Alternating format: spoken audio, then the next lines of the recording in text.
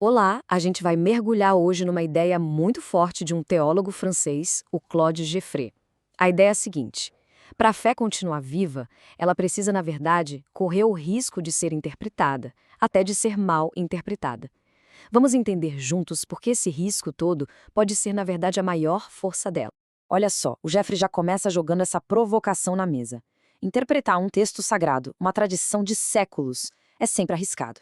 Claro, sempre existe a chance de distorcer, de desviar o sentido ou, como ele mesmo diz, de trair a essência. Mas e se esse risco for inevitável? E mais, e se ele for, na verdade, fundamental? Então, o nosso caminho vai ser este aqui. A gente começa explorando o que é esse tal risco de interpretar. Depois, vamos dar uma olhada no modelo que ele veio desafiar, o modelo dogmático. Aí, a gente chega na solução, a tal da hermenêutica, e vê como ela ajuda a manter a fé relevante e, mais importante, viva no mundo de hoje. Então, bora para o nosso primeiro ponto. O pensamento do Geoffrey, na verdade, ele nasce de uma pergunta muito central. Como é que a fé pode continuar fazendo sentido, sabe? Num mundo que não para de mudar. E aqui que está o pulo do gato.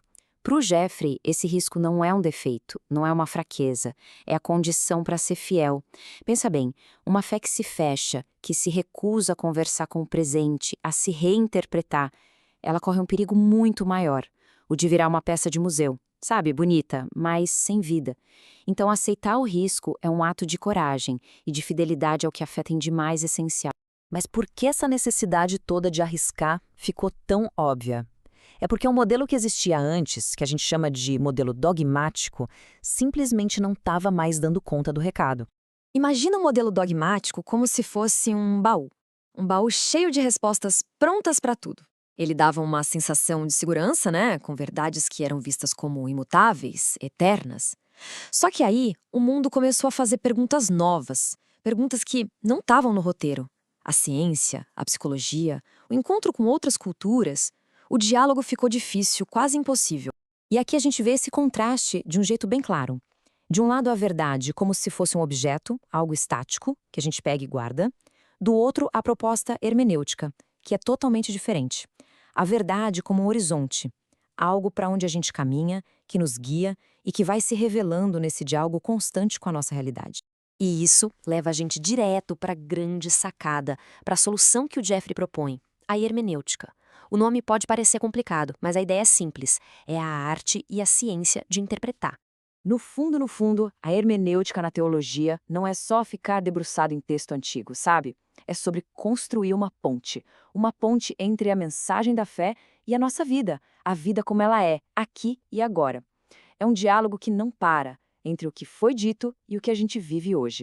Tá, mas e na prática, como é que isso funciona? O Geoffrey dá um caminho. Primeiro, não se joga o passado fora, pelo contrário, se parte da riqueza da tradição. Segundo, se leva a sério a experiência humana de hoje, com todas as angústias, as esperanças, tudo. E terceiro, desse encontro, dessa conversa, nasce uma reinterpretação criativa, uma nova forma de dizer a mesma verdade essencial. E o que é genial aqui é que o Geoffrey mostra que a teologia não está inventando a roda. A filosofia, a própria ciência já tinham sacado que não existe conhecimento puro, totalmente objetivo.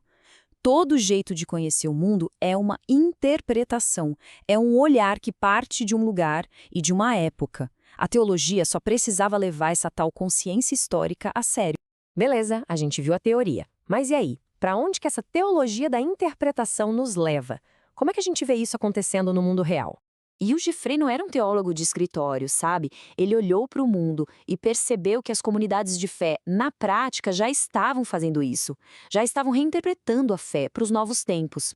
A teologia dele, então, não veio para inventar algo do zero, mas para dar nome, para dar uma estrutura para esse movimento que já pulsava na vida real. E olha só os exemplos concretos do que isso significa. Uma teologia que interpreta é uma teologia que consegue dialogar com outras religiões sem medo, que encontra sentido num mundo que é cada vez mais secular, que entende que a fé não é só acreditar do jeito certo, a ortodoxia, mas principalmente agir do jeito certo, a ortopraxia. É uma fé que se engaja na luta por direitos humanos e que coloca os mais pobres no centro de tudo, reinterpretando a mensagem do Evangelho para os nossos dias. E com isso a gente vai fechando o raciocínio e voltando para aquela ideia inicial de risco. Só que agora a gente olha para ela com outros olhos. Sabe, Aqui está a grande virada de chave do Jeffrey. O perigo de verdade não está em tentar traduzir a fé para a linguagem de hoje, mesmo que a gente corra o risco de errar no caminho. O perigo real, a verdadeira traição, é não fazer nada. É deixar a fé se transformar numa língua morta, incapaz de comunicar a vida. Nossa, e essa frase, ela amarra tudo de um jeito que é pura poesia, mas com uma força tremenda. Fidelidade não é ficar parado repetindo. Fidelidade é movimento. Uma fé viva, como qualquer coisa viva, precisa o tempo todo se adaptar, crescer, se superar para continuar sendo ela mesma. É um processo que nunca acaba, de se transcender. Então a gente fica com essa provocação final. A proposta do Jeffrey desafia a gente a não ver a fé como um depósito de respostas prontas, mas como uma grande conversa que nunca termina. E se for assim, a questão da relevância dela não tem uma resposta final pronta. Ela precisa ser vivida e reinterpretada por cada um a cada nova geração.